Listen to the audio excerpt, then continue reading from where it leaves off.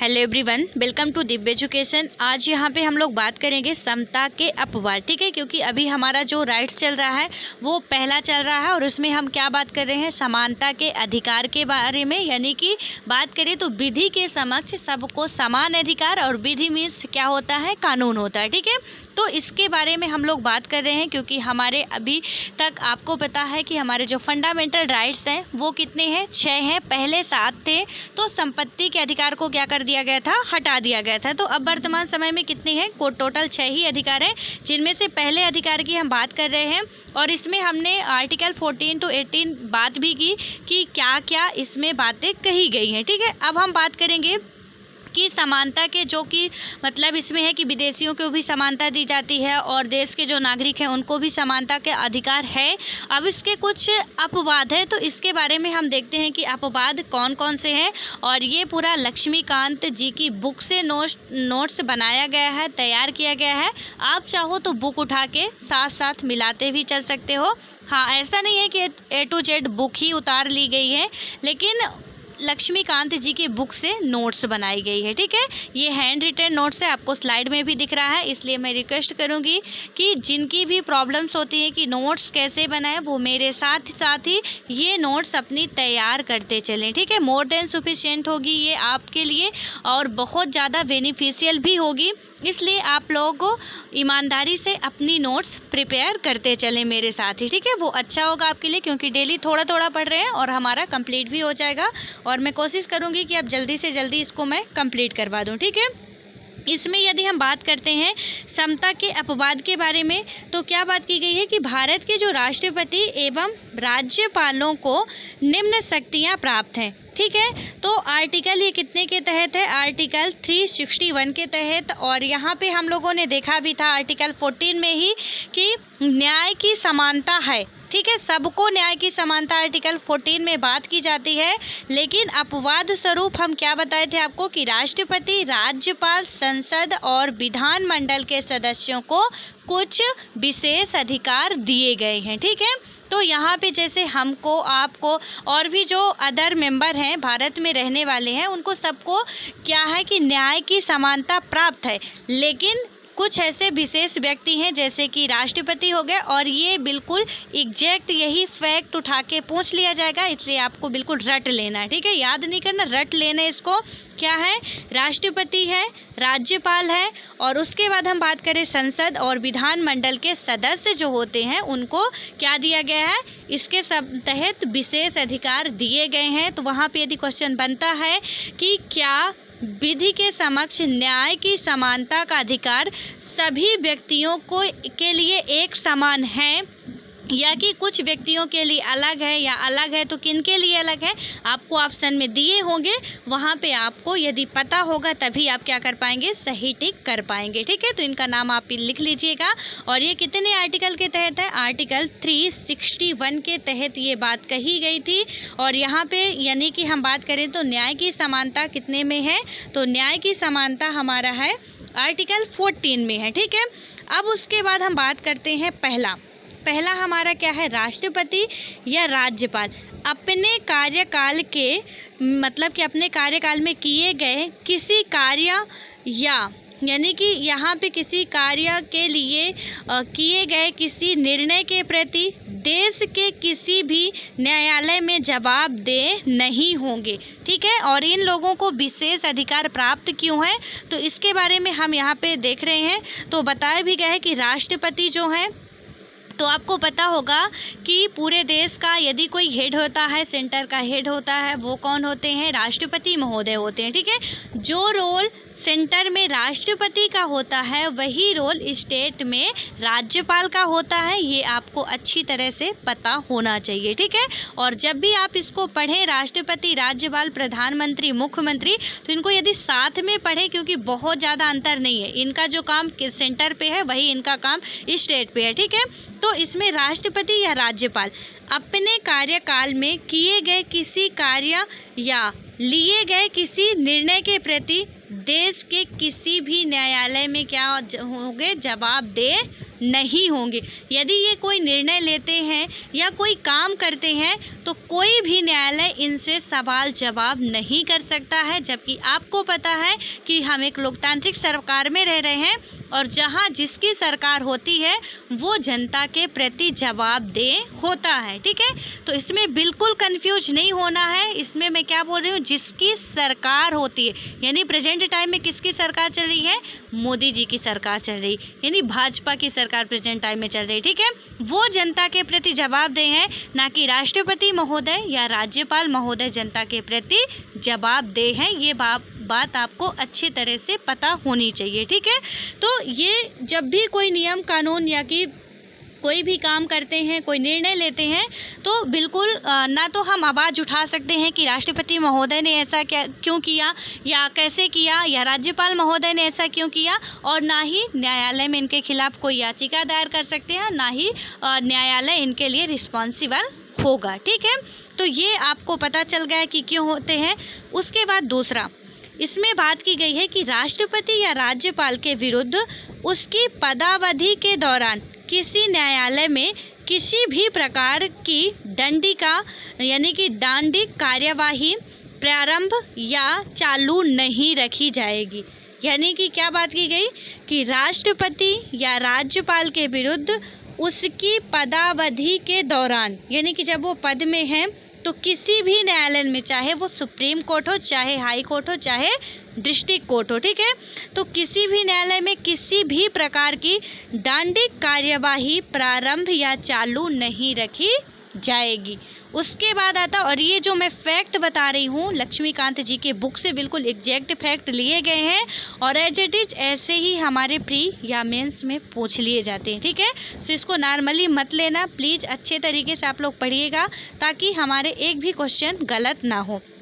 अब उसके बाद आता है हमारा आगे कि राष्ट्रपति या राज्यपाल की पदावधि के दौरान उसकी गिरफ्तारी या कारावास के लिए किसी न्यायालय से कोई प्रक्रिया प्रारंभ नहीं की जा सकती है। ठीक है, आपको पता होगा कि राष्ट्रपति को यदि पद से हटाना है तो उनके खिलाफ महाभियोग लगाया जाता है, लेकिन जब तक ये लोग पद में हैं, चाहे वो राष्ट्रपति हो चाहे राज्यपाल हो, तो इनकी पदावधि के दौरान, सीधे तौर पे यहाँ पे इसीलिए लिखा गया है पदावधि के दौरान, ठीक है, पद के यदि पद से वो स्थगित कर दिए जाते हैं, इस्तीफा दे देते हैं, तो उसके बाद तो वो भी देश के नागरिक ही कहलाते हैं, लेकिन जब तक वो पद पे हैं, ठीक है, इसीलिए ये साफ तौर पे आपको दिख रहा, पदावधि के दौरान उसकी गिरफ्तारी या कारावास के लिए किसी न्यायालय से कोई प्रक्रिया प्रारंभ नहीं की जा सकती है। ठीक है, तो उनकी गिरफ्तारी के लिए या कारावास के लिए किसी भी न्यायालय से कोई भी प्रक्रिया प्रारंभ नहीं की जा सकती है।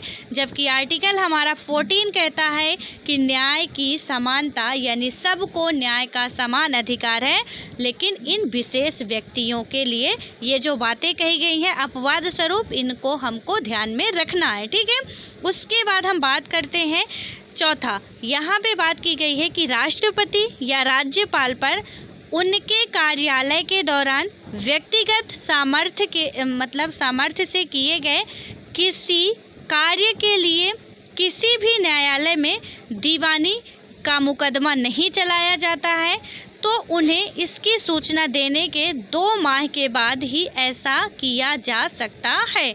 ठीक है, यानी कि क्या बात की गई कि राष्ट्रपति या राज्यपाल महोदय पर उनके कार्यालय के दौरान या पदावधि के दौरान व्यक्तिगत सामर्थ्य से किए गए किसी कार्य के लिए किसी भी न्यायालय में दीवानी का मुकदमा नहीं चलाया जाता है, तो उन्हें इसकी, यदि चलाया भी जाता है, ठीक है, तो उन्हें इसकी सूचना देने के 2 माह के बाद ही ऐसा किया जा सकता है। यदि वो दीवानी का मुकदमा चलाते भी हैं तो सबसे पहले उनको 2 या 3 महीने सूचना दी जाएगी, उसके बाद ही चलाया जाएगा। ठीक है, यानी 2-3 महीने पहले ही उनको नोटिस दे दी जाएगी और उसके बाद ही मुकदमा यदि चलाते हैं तो चलाया जाएगा। अब उसके बाद हमारा आता है यहाँ पे ये तो हुआ राज्यपाल और राष्ट्रपति के बारे में। और भी कुछ अन्य व्यक्ति हैं, उनके बारे में बात करें तो यहाँ पे 4 पॉइंट हमारे किसके थे? भारत के राष्ट्रपति और राज्यपाल के बारे में। ठीक है, अब हम बात करते हैं कि कोई व्यक्ति यदि संसद के या राज्य विधानसभा के दोनों सदनों या दोनों सदनों में से किसी एक की सत्य कार्यवाही से संबंधित विषय वस्तु का प्रकाशन समाचार पत्र में करता है तो उस पर किसी भी प्रकार की दीवानी या फौजदारी का मुकदमा देश के किसी भी न्यायालय में नहीं चलाया जा सकेगा। ये आर्टिकल 361 के का में बात की गई है। ठीक है, तो यहाँ पे आप में से जो भी मेरी NCERT की जो IAS पॉइंट में क्लास चलती है वो ले रहे होंगे। तो अभी जस्ट कल परसों ही हमने सॉल्व किया है कि दीवानी और फौजदारी मुकदमा क्या होता है। ठीक है, तो इसमें क्या बात की गई है कि किसी भी व्यक्ति को, यानी कि कोई भी जो व्यक्ति यदि संसद के या राज्य विधानसभा के दोनों सदनों, यानी कि राज्यसभा और लोकसभा, ठीक है, या दोनों सदनों में से किसी भी किसी एक की सत्य कार्यवाही से संबंधित विषय वस्तु का प्रकाशन समाचार पत्र में करता है तो उससे कि उस पर किसी भी प्रकार की दीवानी या फौजदारी का मुकदमा देश के किसी भी न्यायालय में नहीं चलाया जा सकेगा। यानी कि यदि हम लोकसभा के बारे में या राज्यसभा के बारे में जो भी मीडिया वाले हैं, ठीक है, या कि कोई व्यक्ति मीडिया में जाके छपवाता है या न्यूज़पेपर में लाता है, न्यूज़ चैनल में आता है, तो वहाँ पे उनके खिलाफ न्यायालय कोई भी कार्यवाही नहीं कर सकती है। ठीक है, तो इस व्यक्ति के बारे में भी आपको पता होना चाहिए। उसके बाद आता है तीसरा, और ये आर्टिकल कितना है? आर्टिकल है हमारा 361 का। अब आता है हमारा तीसरा, और इसमें बात की गई है संसद में या उसकी किसी समिति में संसद के किसी सदस्य द्वारा कही गई किसी बात या दिए गए किसी मत के संबंध में इसके विरुद्ध किसी न्यायालय में कोई कार्यवाही नहीं की जाएगी। आर्टिकल 105 यानी 105 अनुच्छेद में बात की गई है। ठीक है, यानी कि क्या बात की गई? सीधे तौर पे इसमें कहा गया कि संसद में या उसकी किसी समिति के सदस्य कि समिति में संसद के किसी सदस्य द्वारा, संसद में जो भी सदस्य होते हैं लोकसभा राज्यसभा के, उनके द्वारा जो भी बातें कही जाती हैं या कि किसी काम के लिए कोई मत दिया जाता है तो उनके विरुद्ध किसी भी न्यायालय का मतलब कि सुप्रीम कोर्ट सबसे बड़ा न्यायालय माना जाता है, वहाँ पे भी नहीं इनके खिलाफ मुकदमा या कार्यवाही की जाएगी। यानी कि संसद के यहाँ पे सीधे तौर पे जो मैंने लिखवाया था आपको कि संसद या विधानमंडल के सदस्यों को विशेष अधिकार प्राप्त है, तो यहाँ के जो भी सदस्य हैं कोई भी मत देते हैं अपना या कोई भी बात रखते हैं तो उनके खिलाफ आप देखते हो कि संसद में क्या होता है कि जब बहस चलती है, कोई भी मुद्दा उठता है और बहस चलती है तो पक्ष और विपक्ष दोनों के ही बैठे रहते हैं और वहाँ पे काफ़ी भीषण लड़ाई हो जाती है। ठीक है, कभी कभी तो मारने पे भी उतारू हो जाते हैं, लड़ते लड़ते जो भी सांसद वगैरह रहते हैं। आप यदि लोकसभा या राज्यसभा टीवी देखते होंगे तो वहाँ पे सीधे डायरेक्ट प्रसारण दिखाया जाता है कि कैसे संसद की जो बहस चल रही है कैसे होती है, क्या क्या सिचुएशंस वहाँ पे बनती है। लेकिन इनके खिलाफ कोई भी किसी भी न्यायालय में मुकदमा दायर नहीं कर सकता है, ना तो कोई न्यायालय कार्यवाही कर सकता है। ठीक है, इनको ये राइट है।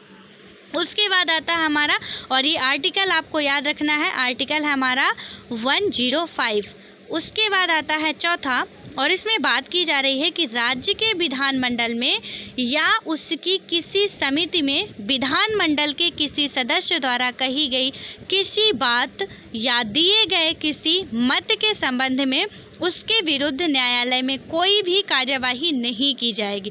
ये कितने में बात किया गया है? आर्टिकल 194 में। ठीक है, यानी क्या बात की गई कि राज्य के विधानमंडल में या उसकी किसी समिति में, राज्य का जो मैंने अभी संसद या विधानमंडल बताया है तो वो जो मैं शॉर्टकट में लिखवाई हूँ आपको, तो वो हमारी शॉर्ट नोट कहलाती है। ठीक है, उसको आपको क्विक रिवीजन के लिए रखना है, क्योंकि जो मैं यहाँ पे आपको क्या एक्सप्लेन कर रही हूँ वो हमारा शॉर्टकट में पहले ही लिखा गया है। ठीक है, तो यहाँ पे क्या बातें की गई, जो विधानमंडल की बात हमने की थी कि राज्य के विधानमंडल में या उसकी किसी समिति में विधानमंडल के किसी सदस्य द्वारा कही गई किसी बात या दिए गए किसी मत के संबंध में उसके विरुद्ध न्यायालय में कोई भी कार्यवाही नहीं की जाएगी। आर्टिकल 194 में बात की जा रही है, ठीक है। यानी कि जिस तरह आपको पता होगा कि हमारे संसद में राज्यसभा होती है, लोकसभा होती है, वैसे ही हमारे स्टेट में भी विधानसभा या विधान परिषद होती है,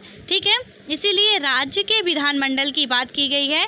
तो यहाँ पे पॉलिटी बहुत ईजी है, यदि हम पढ़ना चाहें और बहुत जल्दी हम कवर कर सकते हैं, ठीक है। क्योंकि हमको अलग अलग नहीं पढ़ना कि पहले हम आप जब भी पढ़ते हो, मैं हमेशा बताती हूँ आपको कि बिल्कुल जब भी पढ़िए आप, तो कैसे हमको पढ़ना है, सीधे राष्ट्रपति यदि हम पढ़ रहे हैं तो राष्ट्रपति के साथ साथ ही हमको राज्यपाल पढ़ना है। यदि हम प्रधानमंत्री पढ़ रहे हैं तो प्रधानमंत्री के साथ साथ ही हमको क्या पढ़ना, मुख्यमंत्री पढ़ना। और यदि हम क्या पढ़ रहे हैं, लोकसभा पढ़ रहे हैं तो विधानसभा पढ़नी है, और यदि राज्यसभा पढ़ रहे हैं तो विधान परिषद पढ़नी है, ठीक है। बिल्कुल आप साथ साथ पढ़ो, बहुत जल्दी और बहुत आसानी से हमारी पॉलिटी जो होती है वो कंप्लीट हो जाती है।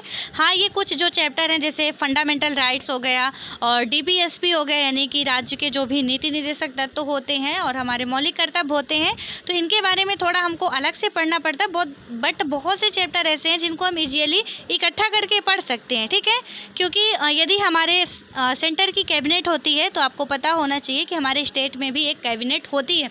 जैसे सेंटर में शिक्षा मंत्री, राज्य मंत्री जो भी होते हैं, वैसे ही हमारे स्टेट में भी शिक्षा मंत्री होते हैं, स्वास्थ्य मंत्री होते हैं, कृषि मंत्री होते हैं।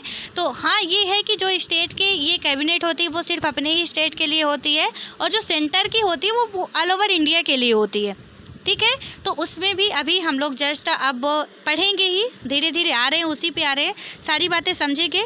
लेकिन हाँ, यदि आप अपने से भी पढ़ रहे हो तो थोड़ा ऐसा पढ़ते हो, इसी को हम स्मार्ट स्टडी कहते हैं, ठीक है। ताकि हमारी मेहनत भी कम लगे, एनर्जी भी कम ख़त्म हो और ज़्यादा चीज़ें हम गेन कर लें। अब उसके बाद आता है 5वां, और इसमें बात की जा रही है कि आर्टिकल 31 का आर्टिकल 14 का अपवाद है। इसके अनुसार किसी राज्य विधानमंडल द्वारा नीति निर्देशक तत्वों के क्रियान्वयन के संबंध में यदि कोई नियम बनाया जाता है जिसमें अनुच्छेद 39 की उपधारा या उपधारा गा, ठीक है, यानी कि यहाँ पे उपधारा या ये उपधारा का नाम है, या कि 39 की उपधारा एक या है और एक क्या है, गा है, का समावेश है, तो उसे हम क्या कहेंगे कि मतलब कि उसे आधार पर चुनौती नहीं दी जा सकती है। या कि हम यहाँ पे बात करें कि वे अनुच्छेद 14 का उल्लंघन करते हैं। इस बारे में सर्वोच्च न्यायालय का कहना है कि जहां आर्टिकल 31 का आता है वहां से अनुच्छेद 14 चला जाता है, ठीक है। यानी कि यदि किसी ने सुप्रीम कोर्ट में याचिका दायर करता है कि यहाँ पे आर्टिकल 14 का या आर्टिकल 31 लाया जा रहा है, तो आर्टिकल 14 का हनन हो रहा है, तो सीधे तौर पे आप समझिए कि सुप्रीम कोर्ट का हमारा सीधे से कहना है कि जहाँ से आर्टिकल, यानी कि जहाँ से आर्टिकल 31 का गा शुरू होता है वहाँ से आर्टिकल 14 हमारा चला जाता है, ठीक है। वो आप लोगों का एक कॉमन डायलॉग होता है कि जहाँ से आप बोलना शुरू करते हैं वहाँ से हम बोलना बंद कर चुके हैं। मतलब जहाँ से हम बोलना बंद करते हैं वहाँ से कुछ ऐसे होता है, जहाँ से हम शुरू खड़े होते हैं वहाँ से लाइन शुरू होती है, व्हाटएवर जो भी है, मुझे याद नहीं आ रहा। तो यहाँ पे बस वही सुप्रीम कोर्ट का भी कहना है कि जहाँ से आर्टिकल 31 का गा शुरू होता है वहाँ से आर्टिकल 40 चला जाता है, ठीक है, डर के वो चला जाता है। उसके बाद आता है हमारा 6वां। इसमें बात की गई है कि विदेशी मतलब कि संप्रभु शासक, राजदूत एवं कूटनीतिज्ञ व्यक्ति दीवानी एवं फौजदारी मुकदमों से मुक्त होंगे।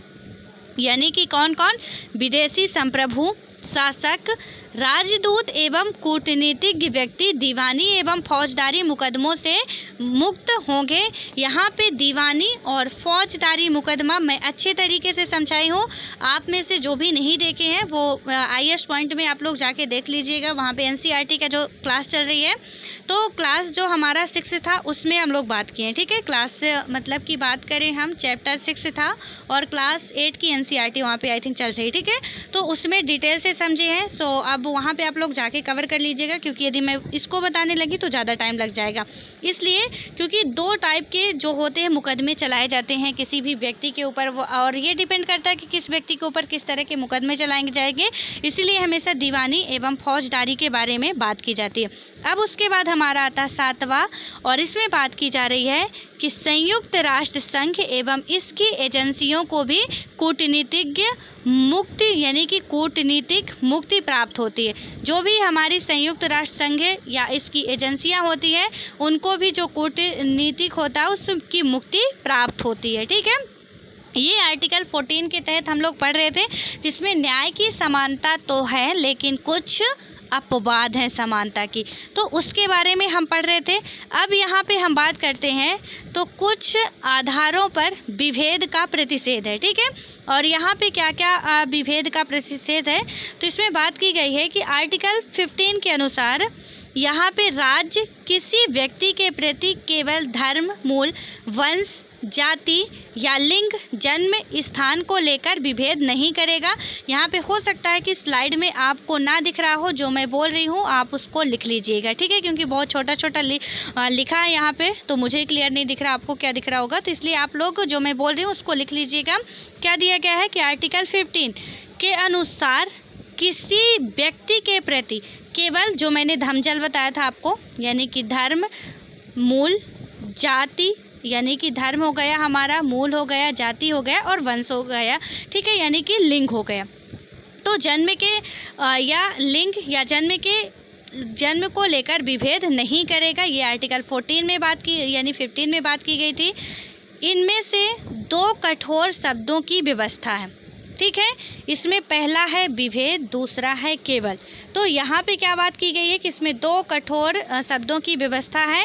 तो पहला क्या है, यहाँ पे विभेद हो गया, और एक हमारा कौन सा वर्ड है, कठोर है। उसके बाद आता है कि विभेद से प्रतिषेध के निम्न अपवाद हैं। तो विभेद से इसमें बात करते हैं तो इसमें प्रतिषेध के निम्न अपवाद हैं, और वो कौन से हैं, तो इसमें यदि हम बात करते हैं तो राज्य एवं यानी कि राज्य बच्चों एवं महिलाओं के लिए विशेष व्यवस्था करें। तो आर्टिकल 15 के तहत ही बात की गई थी। ठीक है, और मैंने आपको लिखवाया भी था कि आर्टिकल 15(4) के तहत ये बात कही गई थी। तो क्या है कि राज्य बच्चों एवं महिलाओं के लिए विशेष व्यवस्था करें।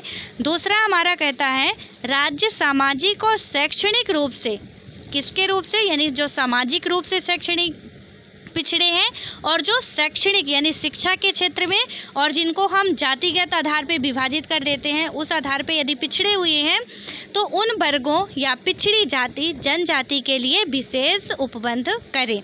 उसके बाद तीसरा है, यहाँ पे बात की गई है कि राज्य सामाजिक एवं शैक्षणिक रूप से पिछड़े लोगों या अनुसूचित या मतलब कि अनुसूचित जाति या जनजाति के लोगों के उत्थान के लिए शैक्षणिक संस्थानों में प्रवेश के लिए छूट संबंधी कोई नियम बना सकती है। ठीक है, और हमारा चौथा यहाँ पे है कि अंतिम प्रावधान को संविधान के 93वें संशोधन 2005 के द्वारा सम्मिलित किया गया है।